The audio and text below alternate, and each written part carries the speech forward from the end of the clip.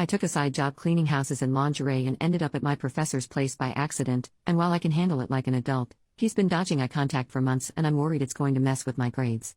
So I'm in my 20s and he's at least in his mid-30s. I work for a cleaning service that offers fully exposed or lingerie-clad maid services. There is no intimacy or touching, and if boundaries get crossed then the client is struck from the client list. The client can ask for a type, like hair color, race, weight, age, gender, but they cannot pick a specific maid. Their maid is assigned by the company. Both client and the maid have the option of using a fake name, and pictures of either party are not provided. Any institutions the clients and maids are linked to, like school or work, are also noted so something exactly like this doesn't happen. All of this is done for confidentiality. Clients can request after the first session that the same maid comes back, but that's it. I'm explaining this to show that it is impossible for him to have requested me or known it was me beforehand. I got a message from the company saying a nearby and anonymous client had requested a lingerie-clad maid and I was his type. I went, in jeans and a t-shirt with the lingerie underneath so he didn't see anything, knocked on the door, and my lecturer opened it. I realized what had happened and said that the agency typically filters these things out. Clearly there was an error, and I can stay and be professional or I can get him another maid, but whichever he chooses, we should both just forget this. He asked for another maid, so I called the office, explained, and left. The office says due to computer and human error, no one clocked in that we are linked with the same school. I had to go into school a few days ago along with some classmates and we ran into him. He was awkward, uncomfortable, wouldn't look me in the eye, and refused to even directly address me. We ran into him again later that day and it was the same, if not worse that time. We also had some classes at the end of last academic year, after the mix-up where I ended up at his place, and I was similarly ignored, though I attributed this at the time to the online format of the classes. This would just be one of those things, except I have classes with him all next year, as well as private meetings with him to discuss my studies.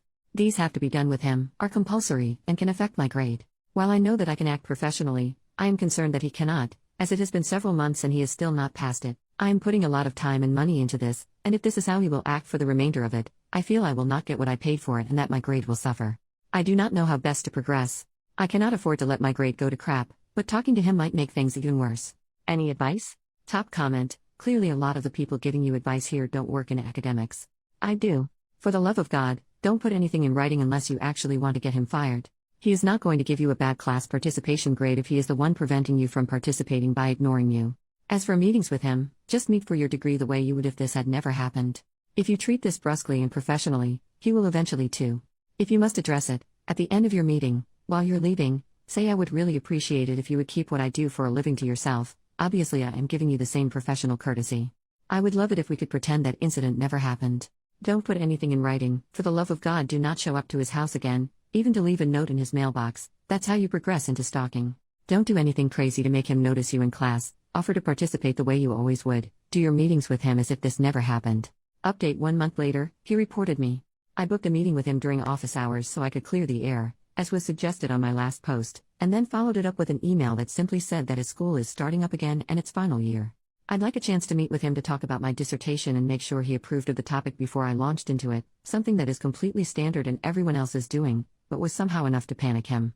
The maid service I work for also offers completely clothed maids, so from what I can gather he's gone to the uni saying he paid for a fully clothed maid and only went through this service because of their extensive vetting, but when I showed up I offered to do it without clothes on in exchange for extra help on my dissertation. He said no. Obviously this is bull crap, and I got the recording of the phone call I had with work and gave it to the uni, which was enough to stop the investigation, but I couldn't get his payment records to prove he paid for lingerie due to the anonymous payment system, and any more than that would require a legal case, which I can't afford. And even if I did manage to stay here, I'd still have to be in his classes as they are mandatory, but at the same time my uni have basically said that they can't put me in his classes after this because I have essentially been accused of intimately harassing him. He must have reported me the second I sent in my meeting request, because I got the email from the person dealing with this literally less than a week later. I have no clue what the heck he's thinking. I'm assuming he thought I would report him and decided to get ahead of it, but even that makes no sense as all I did was request a meeting. Whatever his logic, I am dropping out. I am 1 year off of completing my degree, so I've submitted some inquiries about transferring to nearby universities, but because this has happened right at the start of a new school year, it's going to be 10 times harder than it would be if this happened over summer or last year. The only upsides are that I've not actually been expelled or suspended, so I won't need to explain this to anyone. The uni seemed fine to just let me go quietly, and another lecturer is writing me a reference. The agency have also said they will blacklist him, and they share this info with other services, so hopefully he won't be able to do this to anyone else. Just Jesus Christ. Edit, adding that I have had a free consultation with a lawyer and I will not be pursuing legal action. The best case scenario, Where I win, my name is cleared, and I can stay in this uni, my profession will still be outed, I will be shunned by classmates and staff members, and my lecturer will continue to be a jerk, and I'll be staying at a uni that have confirmed they will throw me under a bus to save a weaselly prick. Even the best case scenario will also earn me a black mark next to my name in academic circles. Update 3 years later, OP updated with a new account after her posts were featured on Smosh. Just caught up on the Smosh podcast and, well. Comment number 1, is there another update? OP, not really to be honest. I'm at another uni, feeling super supported, doing a PhD and building my career. The lecturer who ratted me out is still teaching, but when people went back to classes properly post-COVID, I put his name on the creep list. An anonymous Google Doc the women at uni shared of men to avoid, and like 4 different people vouched for him being a creep, so at least they know who to avoid, and I'm safe and happy at another uni with a straight woman and gay man supervising me, both of whom went to bat for me when another separate lecturer made a pass at me. Like I feel like the overwhelming reaction to my story was just, well, that's depressing, and I wish I had a non-depressing update, but that's how academia works, I guess. C'est la vie. But I do want to say that when Shane read the comments from my post, he read one that I listened to at the time saying don't make a paper trail because I'll get him fired, and PSA, make the paper trail.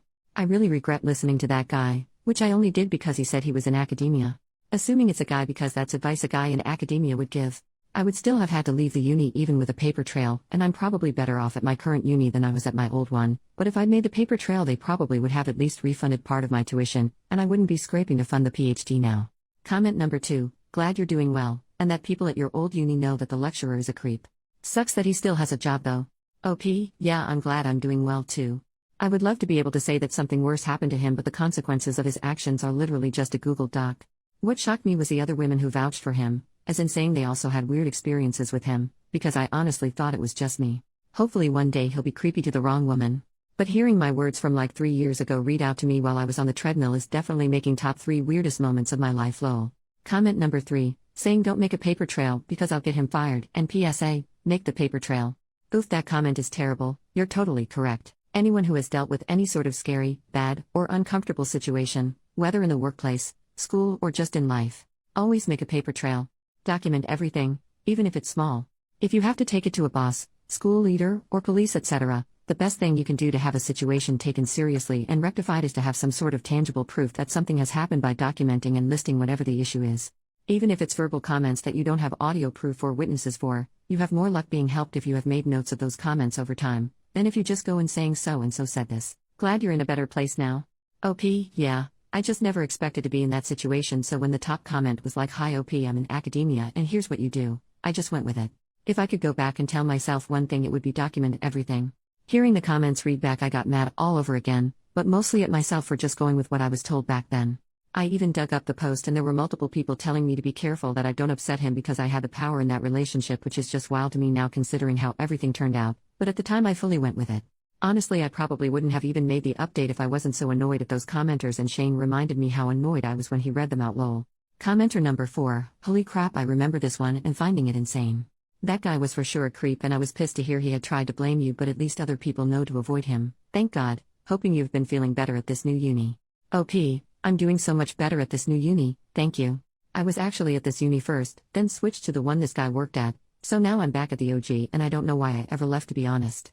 This sounds weird, but I'm low-key hoping he continues being a creep so he'll do it to the wrong woman and she'll be smarter about it than I was. But yeah, it was insane to me because honestly that post is from like late 2021 and by 2022 I was at a new uni, moved on, completely forgot about it, and then today I'm on the treadmill listening to a podcast and hear that being read out. Like? Commenter number 5, I'm glad you're doing better. Wow, that must have felt surreal to have your story of what crazy shit happened to you in a video happen. I remember watching the video when it came out. OP, I immediately just picked up my phone and rewound and started looking for the info. I would have heard it sooner, too, but I only listened to podcasts at the gym and I've not gone in the last couple weeks. It was so wild.